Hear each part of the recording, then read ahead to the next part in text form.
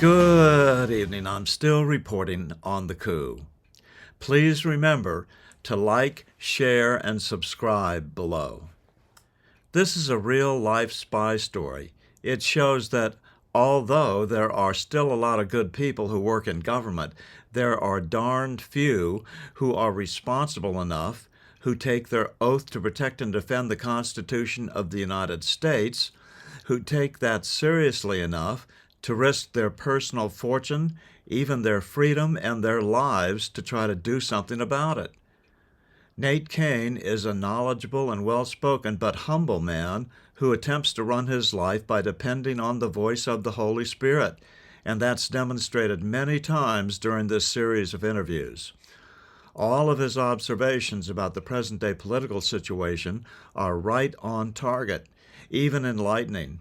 He has decided to run for United States Congress from the 2nd District of West Virginia. His initial goal is, despite being outgunned in fundraising by a rhino already dependent on massive donations from various super PACs, getting the attention of someone in President Trump's inner circle who would recommend that Trump endorse Nate Cain in his upcoming primary race. I can think of no one I would trust more to sit on the House Intelligence Committee than Dennis Nate Cain. His first hurdle to get there is to win the Republican primary on May 14th. Stay tuned. Okay. So, how long have we known each other? Since this whole thing started. Well, it would have been October 31st of 2017 when you came up. But we, had talked obviously for a couple of months, I think, before that to figure out, what we were going to do. I see. So 6 years. So we met back in 2017 when I decided to blow the whistle on the FBI's cover-up of Hillary Clinton's crimes, and specifically those related to the Uranium One. And, I remember at the time, I was in a precarious situation. I was working at the FBI as a contractor. I was involved in developing and deploying their vulnerability management system. So I was a contractor at the FBI. Yeah, first of all, you're a cybersecurity expert. Yes. And So you've got that. 26 years in cyber, and so I was hired as a subject matter expert on the particular software that they were deploying. And when I started working there, I was pretty excited. I left a government job to go there as a contractor. They offered me, twice my salary. It was the most money I've ever made in my life. Was very excited about, working for the FBI at that time. My opinion of them was very high. And unfortunately, while I was there, I discovered evidence through a series of conversations with others that worked in the office where I worked, that somebody had seen transcripts of a communication with senior staffers on the 7th floor. So this would be Comey and his staff members talking about Hillary Clinton and the investigation that was going on into her, and basically saying that there were words like treason that were flying around and things like this is so big it could bring down the government. And they were making a decision to shut down the investigation into Hillary Clinton on the basis for political reasons. They were afraid that she was going to become president and that she was going to come after them, and basically root them out of the FBI once she got elected. So they decided to preempt that by shutting down the investigation and doing her a political favor.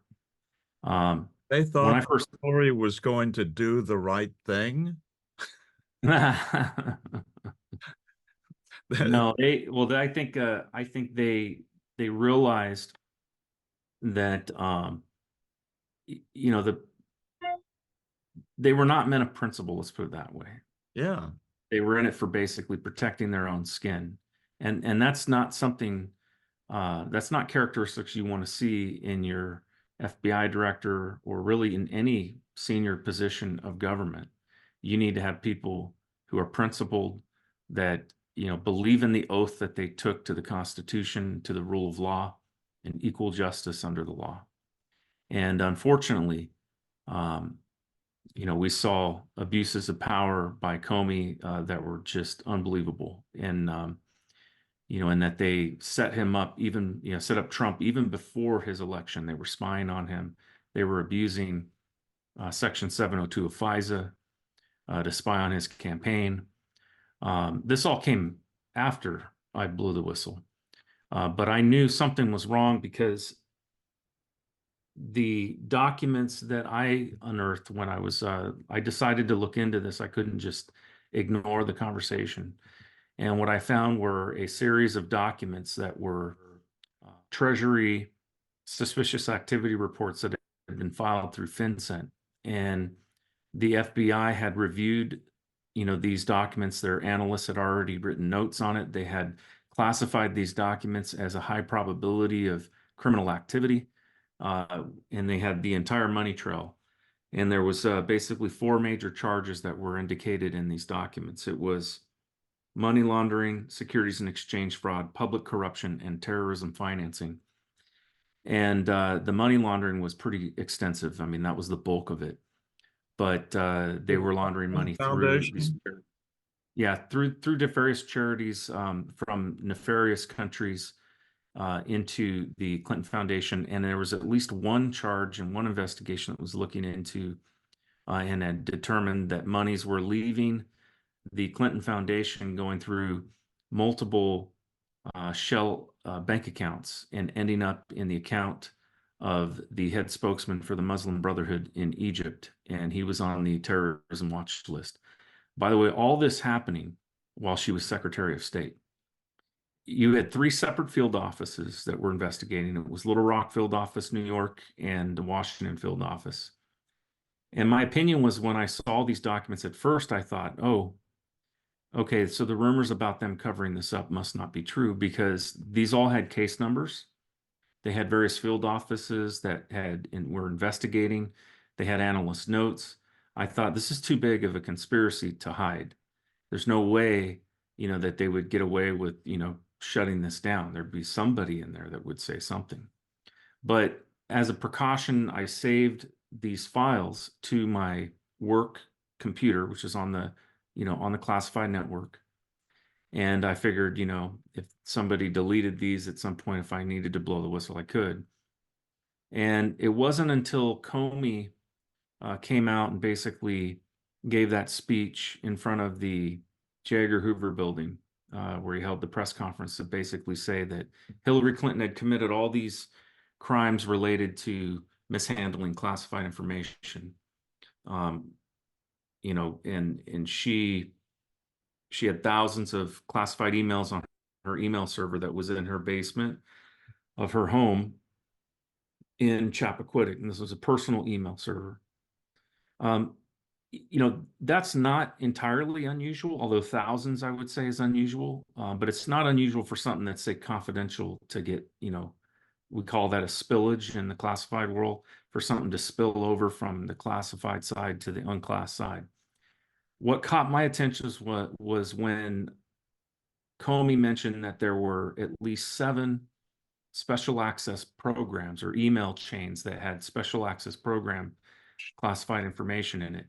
And for those of your viewers that don't understand how the world in classification works, a special access program is something that's above top secret. It is a specially compartmentalized program. It's a special access program that basically you don't just get access to, even if you have a top secret clearance. I've held a top secret clearance for 26 years. And in that time, I've been read on to a handful of SAPs. And when I went through the process of being able to review those documents, it was mostly when I worked for NSA. I was a part of MAR4 Cyber before going to the FBI. And that was the Marine Forces Cyberspace Command. And I was part of a national mission cyber protection team, and we went after hackers. So I got read on to a lot of surveillance tools, things like Section 702 of FISA, intelligence authorities, SIGINT, and a bunch of others. And so when I was read on to these programs, I had to go into a special room inside the skiff, and a skiff is a secured compartmentalized information facility. So I'm already in the skiff, and then I had to go into another room that is closed off and has special, anti-surveillance equipment in it. And the security manager had to go and verify that, number one, that I was, appropriately read on to this program, that I had the right clearance, that I was on the inside label of this SAP. The file is kept inside of a GSA secured safe, and only 2 people know the combination to that. And it gets signed out to me and delivered to me in that room. And when I'm done with it, I have to wait for them to come get it and take it back. I mean, that's how difficult it would be to remove a SAP. You would have to knowingly do so. There's no way for you to accidentally spill a SAP because it's not on the internet, or it's not on your JWICs or your classified network. It's literally in a binder. And the reason why is there's information in there that is so particularly important to keep secret that it could jeopardize the safety of American citizens, the safety of our country, cause grave danger to our national security, get people killed, basically. So there were 7 SAPs that were found in her email chains. The charges that normally would have been brought in a case like this would be the Espionage Act. And I believe that it certainly indicated that regardless of whether it was just reckless, whether there was intent, or whether it was, just recklessness, or whether it was, an intent to actually share secrets with foreign enemies, intent is not required for you to be charged under the Espionage Act. Absolutely. You are completely responsible, as everybody who's ever had a good security clearance knows. That's right. There's no excuse. So the other thing that was disturbing was he mentioned in a few sentences later that there had been evidence that foreign adversaries had accessed her server. Now,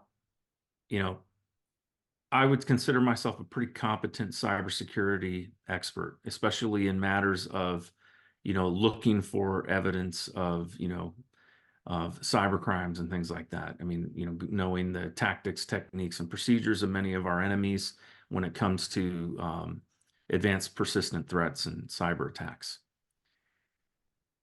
I spoke to a number of my friends, from my old life, and we were all in agreement.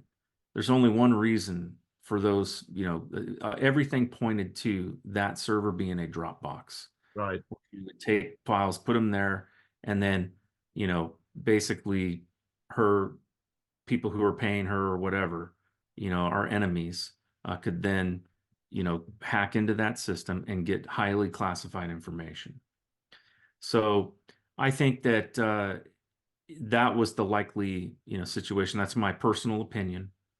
But I also, at that point, when I heard that, I realized, and I would say even at that point, I still believed that there was something other, that was going on, that maybe they were going light on her about the email server because they were going to bring these other charges.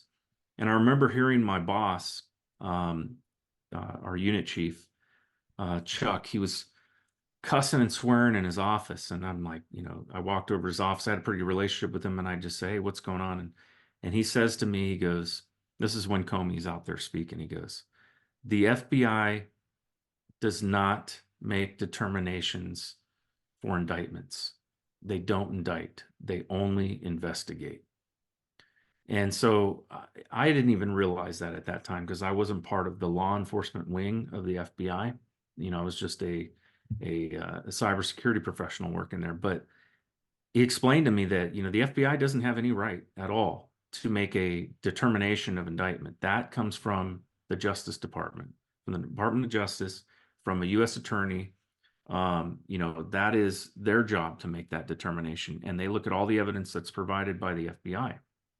Well, when he said that to me, I asked him, I said, do you think that maybe they're going light on her because they've got something else coming? And he goes, no, they're covering this up. So at that point, I didn't have much of a choice if I was going to be somebody of integrity who believed in the oath that I took, but to blow the whistle. And I remember going back to my desk and sitting down and just thinking for a minute and praying. And I just said, Lord, if this is something that you want me to do, I need a job like yesterday, because there's no way I'm staying here after I do this. And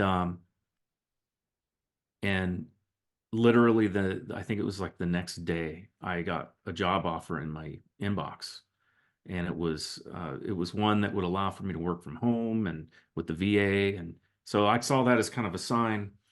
And the next thing I had to do was figure out, okay, well, how am I going to get this information, to the right people? The problem is that you had the people that were involved in it based on their names being on the documents related to uranium one was, of course, obviously, the Clintons, right? But the FBI, really the issue was that the FBI was covering up a crime, and that's obstruction of justice. So there was Robert Mueller, who was the FBI director at the time of that information, and now was the special prosecutor. You had Rod Rosenstein, who was now he was the deputy attorney general, but at the time he was the U.S. attorney involved in the case, related to uranium one and 10X. You had, of course, Comey, who was deputy director of the FBI at the time and now was director of the FBI. And you even had the intelligence community Inspector General Michael Atkins, who at the time of Uranium One investigation he was the head of the public corruption unit. So basically everybody in my chain of command at the senior level was compromised by this. And so I was in a really bad situation, because if I had gone through normal channels to blow the whistle, there was a very high likelihood of retribution before anybody even saw anything. And so the goal of whistleblowing is to get this information into the hands of senior leaders in Congress, those that have the ability to look at classified information. So I did some research, and I found that in the federal law that anybody within the House Permanent Select Committee on Intelligence or the Senate Select Committee on Intelligence that was a senior staff member or a member, they could take classified information from anybody without question, and that was perfectly legal. I also had a courier card which allowed me to carry top secret information outside of the FBI at the time. And this information was not top secret, it was secret, but nonetheless, it was a very difficult situation because I had to make a decision, to do something I'd never done before, which was to walk out of the FBI or, out of any government building with classified documents, intent on, carrying them to, somebody else. And so I think that right about that time, I had gone outside that day, and I was walking home. I took the train home, and I remember I was thinking, okay, I'll call the HPSI. So I called the HPSI, and I immediately hung up because I realized they're probably bugged and being listened to. Then I thought maybe I can walk in, but then I thought, no, there's cameras. They're going to be able to identify me by that means. So, it wasn't that I needed anonymity to last forever, but I at least needed it long enough to be able to complete the mission of getting this information into the hands of the HPSI. So I decided at that point I needed to reach out and find somebody that might be able to help me. And I remember I had just recently, to that time, I had just started watching your show, The Still Report. I think I saw somebody else, recommend your show on another channel, and so I was, pretty much avidly following your show. And I remember you had Bill Binney on, Right. and that was to me an indication that you had some connections in Washington, D.C. with people who had blown the whistle before. And so maybe you might know somebody in the federal government, maybe you might have some connection or could connect me with somebody that, was a whistleblower. And so I reached out to you via a Proton Mail account. And I remember saying, I will not speak to you unless it's over Proton Mail. And to my surprise, you reached back out like within 30 minutes. And And then that's when we started talking, and you had a connection with somebody that was able to basically be a liaison between, me and Devin Nunez, and set up a handoff essentially. Who then was the chairman of the HIPSI, or That's House right. Intelligence Committee. That's right. So at that time, the reason I was looking at the HIPSI was because Devin Nunez was investigating Uranium One, and they were getting stonewalled. And in fact, I remember, had watched testimony on Capitol Hill where the director, had gone and spoken before Congress and had flat out lied on the stand. There was evidence that I remember seeing that was different than what, was being told to them. And so I realized that, they were probably the appropriate group of people that needed to, hear about this and see it. Um, you came up and, picked me up. I remember it was funny that day because I had walked out, and I mean, I was probably sweating bullets, man. I had double wrapped, and followed all the right procedures and everything, but I still had that thumb drive in my backpack, and I could have been stopped and questioned about it, on my way out. I had a courier car, but it didn't matter. So, I remember I walked over to the botanical gardens and waited. And I remember you called me, and as you're talking to me to find out where I was, you made a wrong turn or something, and you said, "Oh, wait a minute, the cops are pulling me over." And I thought, "Oh no, we're busted."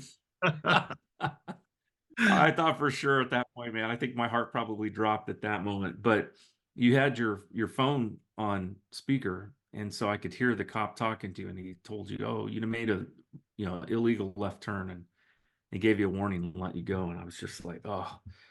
I took a deep breath, and he finally came around the corner, and then we went and we picked up a senior staffer to Devin Nunez, and and I remember I asked him, "Do you want to see my badge?" And he said, "No." He says, "Probably better that I don't."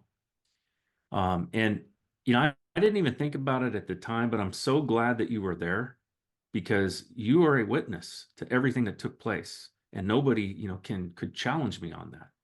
Right. Um, and so when we went in there, I remember, him, asking you, to keep this off the record, and you agreed.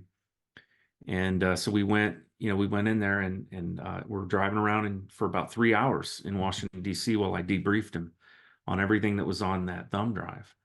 And I remember at the end of the conversation, he asked me, he says, "Would you be willing to go back in and get some more information for us?"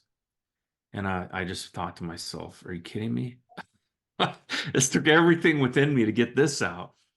But they were particularly interested in a intelligence report that they had heard of that would show that the FBI knew, prior to the CFIUS committee signing off on the agreement for Uranium One to be purchased, that there was some sort of report that would show dates and times that they knew that Rosatom, a Russian energy company, was dirty, that they were involved in kickback and bribery scheme in this uranium transportation company, Tenex, where they were transporting yellow cake uranium. So I went in there. I agreed to it, and I remember I asked him, I said, "Do you want me to, how do you want me to contact you, by phone?" And he said, "No." He said, we are, we're under the belief that we have surveillance going on against us by the FBI. You think?